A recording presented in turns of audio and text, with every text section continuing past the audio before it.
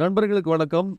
வானொலி நிகழ்ச்சி தொகுப்பாளராக 25 ஆண்டு காலம் அனுபவம் கொண்டவர் டாக்டர் ஜே. மகேந்திரன் அவர்கள் பலருக்கும் அந்த பயிற்சியை வழங்கி கொண்டிருக்கிறார். அதுபோக கலைஞர் இணைய வானொலி அப்படின்னு சொல்லி கலைஞர் எஃப்எம் அப்படின்னு ஒன்றை வைத்து நடத்தி கொண்டிருக்கிறார். அவரோடு நாம் பேச இருக்கிறோம். வணக்கம் சார். வணக்கம் சார். கலைஞருடைய இணைய வானொலி அதை ஒரு தன்னார்வலராக அதை ஆரம்பித்து முழுவதுமாக உங்களுடைய டெடிகேஷனில் அதை நடத்திக்கிட்டு இருக்கீங்க. அதை தோற்றுவிப்பதற்கான காரணம் என்ன சார்? 2020 நம்ம கொரோனா தொற்று பெரும் காலமாக இருந்தது. அப்போது எல்லாரும் வெளியில் எங்கேயும் போக முடியாது. அப்போது ஆன்லைன் அப்போது அதிக அளவு மக்களால் ஈர்க்கப்பட்டது. எல்லார்ட்டையுமே சமூக வலைதளங்களும் அதிகமாக இருந்தது. நான் அப்போ என்னென்னா இணைய வானொலியில் உருவாக்கி கொடுப்போம். அப்போது நிறையா இளையராஜா, மனோபடி ஒவ்வொருத்தவங்களுக்கும் ஒவ்வொரு ரசிகர்கள் இணைய வானொலிகளை உருவாக்குவாங்க. அந்த மாதிரி இணைய வானொலிகள் எல்லாத்துக்கும் உருவாக்கி கொடுக்குறது. அப்போது ஒரு பிரபலமான ஒரு நடிகருக்கு உருவாக்கணுங்கும்போது எங்ககிட்ட வந்தது. அப்போது அவருக்கு தேடும்போது சரி அவருக்கு தேட நம்ம தலைவருக்கு தேடுவோம் அப்படின்னு சொல்லிட்டு அவருக்கு நான் தேடி பார்த்தேன் இணையத்தில். மற்ற எல்லாருக்கும் நிறைய பேருக்கு நிறைய தலைவர்களுக்கு இருந்துச்சு. இவர் சினிமாவிலையும் பெரிய பெரிய ஆளுமை கலைஞர் அப்படின்னா ஒரு அரை நூற்றாண்டின் தலைப்பு செய்தி அப்படின்னு சொல்லலாம். அவருக்கு இணையத்தில் ஒரு வானொலி இல்லை அப்படிங்கிற ஒரு ஆதங்கம் எனக்கு ஏற்பட்டுச்சு. என்னடா மற்றவங்களுக்குலாம் தேடும்போது எல்லாருக்குமே இருந்தது. ஒரு சின்ன சின்ன தலைவர்கள் கூட அவர் பேரில் ஒரு இணைய வானொலி சின்னதாக இருக்கும். அப்போ தலைவருக்கு இல்லைன்னா அதை நம்ம என்ன செய்யலாம் அப்படின்னு எனக்குள்ளே தோணுச்சு. நம்மளே உருவாக்கி கொடுத்துட்ருக்கோம், அதை நம்மளே அந்த பணியை நம்மளே செஞ்சுட்டா என்ன அப்படிங்கிற ஒரு இது. அதுக்கு என்னுடைய நண்பர்கள் நிறையாவோட ஒத்துழைப்போட அதில் என்னென்னலாம் இடம்பெறணும் அப்படிங்கிற ஒரு மீட்டிங் மாதிரி அரேஞ்ச் பண்ணி என்னென்னலாம் வச்சா நல்லா இருக்கும் அப்படிங்கிற அளவு ஒரு இது பண்ணி அதுக்கு ஒரு ஆன்லைன் கிரியேட் பண்ணி நீங்கள் அது பார்த்தீங்கன்னா கலைஞர் எஃப்எம்னு தான் இருக்கும். பொதுவாக கலைஞர் எஃப்எம்ங்கிற ஒரு டொமைன் வாங்குறதே நாங்கள் ரொம்ப கஷ்டப்பட்டோம். நீங்கள் தமிழ் கலைஞர்னு ஈஸியாக எடுத்துடலாம். ஆனால் கலைஞர் எஃப்எம் அப்படிங்கிற அந்த யூனிக்கான அந்த பேர் வாங்குறது ரொம்ப கஷ்டமாக இருந்தது. நாங்கள் அதை கஷ்டப்பட்டு வாங்கி கலைஞர் எஃப்எம் அப்படிங்கிற ஒரு இணையதளத்தை உருவாக்கி அதை நம்ம இணையதளத்தில் ரேடியோவும் இது பண்ணணும். அதே மாதிரி ஆண்ட்ராய்டு ஆப்பில் அதையும் நம்ம ஆண்ட்ராய்டு ஆப்லேயும் போய் நீங்கள் கலைஞர் எஃப்எம்னு அடிச்சிங்கன்னா நம்ம ப்ளே ஸ்டோரில் கலைஞர் எஃப்எம்னே வந்துடும். அது ஒரு ஆண்ட்ராய்டு தனி செயலியும் உருவாக்கணும். அதே மாதிரி இப்போ ரேடியோ மட்டும் கேட்டால் போதாது. இப்போ ரேடியோ பார்க்குறவங்களுக்கு அவரை பற்றி தெரிஞ்சுக்கிறணும் அப்படிங்கிறக்காண்டி அவருடைய வாழ்க்கை வரலாறு, அவருடைய சாதனைகள், அரசில் இருக்கும்போது என்னென்ன திட்டங்கள்லாம் கொண்டாந்தார், அடுத்து அவருடைய வித்தியாசமான புகைப்படங்கள் நீங்கள் போகும்போது நம்மளுடைய இணையதளத்தில் போய் நீங்கள் பார்த்தீங்கன்னா தெரியும். நிறைய அபூர்வமான படங்கள், நிறைய படங்கள் அதுக்குன்னு தனியாக ஃப்ரேம் போட்டு நீங்கள் அதை பதிவிறக்கம் செய்து நீங்கள் வீட்டில் கூட வச்சுருக்கலாம். அரிய புகைப்படங்களினுடைய ஒரு மொத்த தொகுப்பு கேலரி இருக்குது. கேலரி இருக்குது. நீங்கள் அதில் போய் பார்த்தீங்கன்னா தெரியும், நிறையா வச்சுருக்குறோம். அதே மாதிரி அதை பார்க்குறதுக்காக அதே மாதிரி நீங்கள் 24 மணி நேரமும் முழுக்க முழுக்க திராவிட கொள்கைகள், கலைஞரை பற்றின செய்திகள் தான் அதில் ஒளிபரப்பாகும். அவங்கள பற்றின பாடல்கள் தான் இருக்கும், இடம்பெறும். வேறு எதுவும் இருக்காது 24 மணி நேரமும். இப்போ இந்த இணைய வானொலியில் நீங்கள் டொமைன் வாங்குறதுக்கே ரொம்ப கஷ்டப்பட்டோம் அப்படின்னு சொன்னீங்க. அது மட்டும் இல்லாமல் உள்ள கண்டென்ட் கலைஞர் சார்ந்து தான் இருக்க போகுது. அதில் கலைஞருடைய பேச்சு, கொள்கை பாடல்கள், இது போக வேறு என்னெல்லாம் இருக்குது? இது போக அறிஞர் அண்ணா பற்றி இருக்கும், பெரியாரை பற்றி இருக்கும். அடுத்து தலைவர் கலைஞரை பற்றி நிறைய பிரபலங்கள் பேசியிருப்பாங்க. அடுத்து கலைஞருடைய பட்டிமன்றம், அடுத்து சினிமா பிரபலங்கள் தலைவரை பற்றி பேசியிருப்பாங்க. நிறைய ஆளுமைகள் கலைஞரை பற்றி புகழ்ந்து பேசியிருப்பாங்க. அந்த மாதிரியான காணொலி இருக்கும். அடுத்து கலைஞர் பேசிய அரிய ஒளித்தொகுப்பு இதில் இருக்கும். ஒளித்தொகுப்பாக கேட்கலாம், நீங்கள் கேட்கலாம். அதான் யாருமே ஆல்ரெடி எல்லாம் யூடியூப்பில் எல்லாமே நிறைய இருக்குது. இதனால நம்ம கேட்டலாம் அப்படிங்கிற எல்லாருக்கும் ஒரு கேள்வி இருக்கும். என்ன அப்படின்னா, பொதுவாக வானொலி அப்படிங்கிறது நம்மளுடைய அறிவை கூர்மைப்படுத்தும். நீங்கள் மற்ற ஊடகங்களில் என்னன்னா நம்ம விசாலமாக நம்ம பார்ப்போம். டிவியோ அல்லது யூடியூப்போ நம்ம பார்க்குறது நம்ம கண் அங்கே பார்த்துட்டு இருக்குமே தவிர நம்மளுடைய சிந்தனைகள் எங்கேயோ போயிட்டுருக்கோம். ஆனால் வானொலிங்கிறது அப்படி கிடையாது. நீங்கள் கேட்டு பாருங்கள். ஏதாவது ஒன்று கேட்டாலும் இப்போ கலைஞர் ஏதோ பேசுகிறாரு, யாரோ பேசுகிறத கேட்கும்போது நம்ம ஒரு பிக்சர் கொடுத்து அப்படியே போயிட்டு இருப்போம். அது கூட நம்ம பயணிப்போம். ரேடியோங்கிறது அதை அந்த கேட்கும் திறனை நமக்கு அதிகரிக்கும், நம்மளுடைய சிந்தனையை கூர்மைப்படுத்தும். அதுதான் வானொலி. அதனால் வானொலி மூலமாக அவளை கொண்டுட்டு போகிறதுக்கு ஒரு நல்லா இருக்கும். வரக்கூடிய இளைய தலைமுறைகள் அவரை பற்றி தெரிஞ்சுக்கிறணும் அப்படிங்கிறதுக்காக வானொலிங்கிற கான்செப்டை கொண்டு வந்தேன் நான். அதாவது ஒரு தொகுக்கப்பட்ட நிலையில் இப்போ நீங்கள் யூடியூப்பில் நிறைய தகவல்கள் கிடைக்குது, ஆனால் செதறி கிடக்குது. அதை முதல்ல அக்குமுலேட் பண்ணி ஒரு இடத்துல கிடைக்கிறதே ரொம்ப பெரிய விஷயம். அதுவும் திராவிடம், இப்போ கலைஞர், அண்ணா இவர்களுடைய மொத்த தொகுப்பும் ஒலி வடிவில் கிடைக்குது அப்படிங்கிறது மிகப்பெரிய விஷயம். ஸோ அது மட்டும் இல்லாமல் கேட்கும்போது கூடுதலாக கவனம் வருதுன்னு சொல்கிறீங்க. இப்போது வீடியோ பார்க்குறவங்க அதிகபட்சம் மொபைலில் பார்க்குறாங்க, இல்லை டிவியில் பார்க்குறாங்கன்னு வச்சுக்கோங்க. இப்போது இந்த எஃப்எம்ங்கிற அந்த கான்செப்ட் மோஸ்ட்லி வந்து ட்ராவலில் போகிறவங்க பயன்படுத்துகிறாங்க. இப்போ நம்ம ஆட்கள், இப்போ நான் சொல்கிறது வந்து திராவிட இயக்கம் சார்ந்தவர்களே வந்து காரில் போகும்போதெல்லாம் அடிக்கடி வேறு வேறு எஃப்எம்களை கேட்டுட்டு இருக்காங்க. அந்த நேரத்தில் இதை பயன்படுத்துவதற்கு வசதியாக இருக்கும் அப்படிங்கிறத இப்போ நீங்கள் சொல்கிறது வசதியாக இருக்கும். நானே இந்த இந்த எஃப்எம் வந்து அப்போ வந்து தேர்தல் நேரங்களில் சில நேரங்களில் வந்து வண்டியில் போகும்போது நம்ம எஃப்எம்மே சில இதில் போட்டு ஒளிபரப்பியிருக்காங்க. அதை நான் கேட்டிருக்கேன்.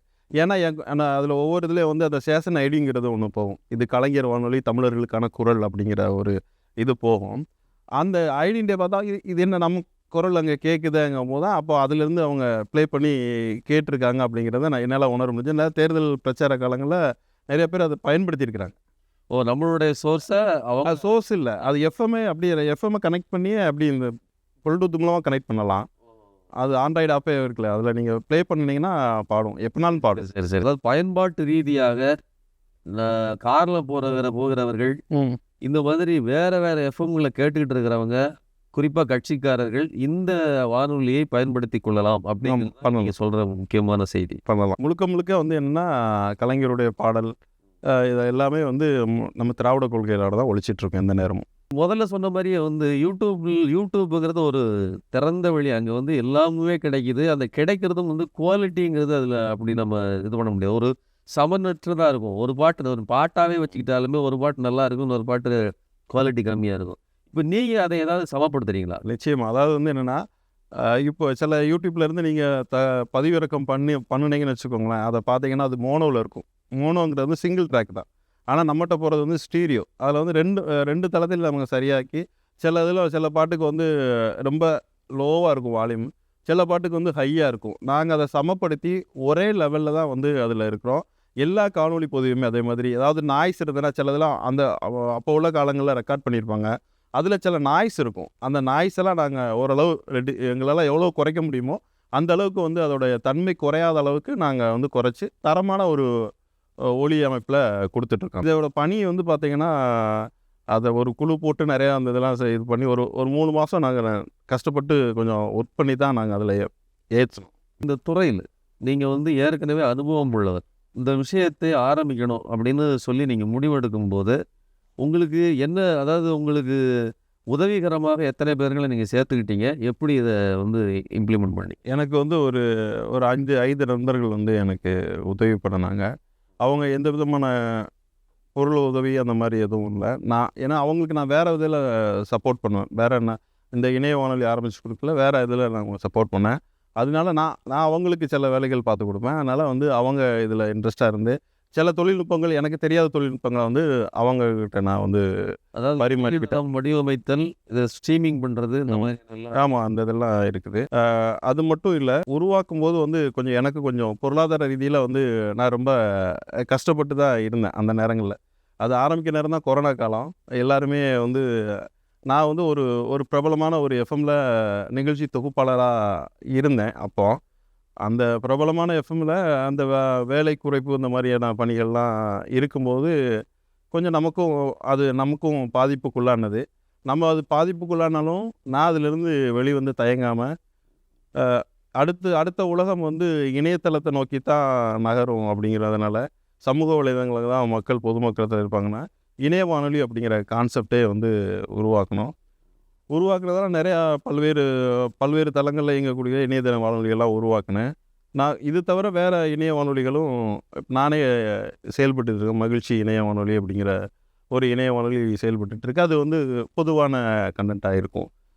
அந்த இதில் இருக்கும்போது தான் எனக்கு கலைஞருக்கு இதை உருவாக்கணும் அப்படிங்கிற ஒரு இது வந்துச்சு. இப்போது நீங்கள் ஆரம்பத்தில் உங்களுடைய துறையை தேர்ந்தெடுத்து எப்படி ஆரம்பித்து வந்தீங்க? இதில் எனக்கு சின்ன வயசுலேருந்தே இந்த இலங்கை வானொலி கேட்கக்கூடிய பழக்கம் இருந்தது. சின்ன வயசில் அப்போவுமே வந்து என்னென்னா கடிதங்கள் எழுதி பாடல் கேட்குற அந்த ஆர்வம் இருக்குது. நிகழ்ச்சி பற்றிய கருத்துக்கள் எழுதுறது, இந்த மாதிரியான இதில் இருந்தது. இலங்கை வானொலி கடிதம் எழுதியிருக்கேன், லண்டன் பிபிசி கடிதம் எழுதியிருக்கேன், அடுத்து சீன வானொலிக்கு கடிதம் எழுதியிருக்கிறேன். அது தவிர நான் வந்து தென்காசி மாவட்டம் வாசவன்ற பக்கத்தில் இருக்கக்கூடிய சிவகிரி தான் என்னுடைய ஊர். நான் வந்து Tirunelveli All India Radio, Thoothukudi All India ரேடியோக்கெலாம் வந்து வழக்கமாக வந்து நேயர் மாதிரி கடிதம் இந்த மாதிரி எழுதுவேன். அது மூலமாக வந்து நான் படிக்கிற காலகட்டத்தில் இளைய பாரதம் அப்படிங்கிற ஒரு நிகழ்ச்சி வந்து வானொலியில் போகும். அப்போ வந்து என்னைய பேசுகிறதுக்கு இளைஞராக வந்து பேசுகிறதுக்கு கூப்பிடுவாங்க. அடுத்து அறிவியல் அன்புகள்னு ஒரு செய்தி, அது வந்து அறிவியல் தகவலாக வந்து மாணவர்களாக தொகுத்து கொடுக்குற மாதிரி இருக்கும்.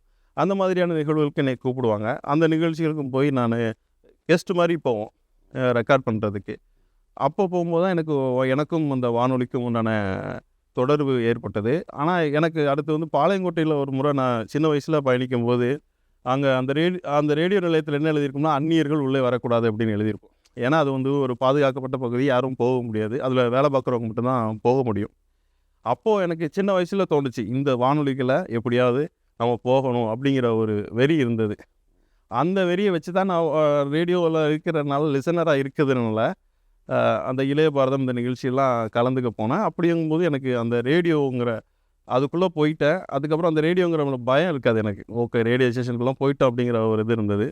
அதுக்கப்புறமா வந்து கோடை பண்பலைங்கிற ஒரு எஃப்எம், கொடைக்கானலில் இயங்கக்கூடிய ஆல் இண்டியா ரேடியோக்குள்ளது. அதில் வந்து நான் தேர்வானதே வந்து நிகழ்ச்சி தயாரிப்பாளராக தான் தேர்வானேன். நிகழ்ச்சி தயாரிப்பாளர், நிகழ்ச்சி தொகுப்பாளராக போயிருந்தேன். அங்கே போய் ஒரு 5 வருஷம் பணிபுரிஞ்சேன். அந்த அனுபவத்தை வச்சு தான் ஹலோ எஃப்எம்மில் ஒரு 15 வருஷம் நிகழ்ச்சி தொகுப்பாளராக, முன்னணி தொகுப்பாளராக இருந்தேன். அங்கே வந்து 5:30 பெட்டி, சில்லுன்னு ஒரு காலை, அந்த ஷோ வந்து ஒரு 15 வருஷமாக நேர்களில் கொஞ்சம் பிரபலமாக, அங்கே திருநெல்வேலி மக்களுக்கு வந்து நான் கொஞ்சம் பிரபலம்.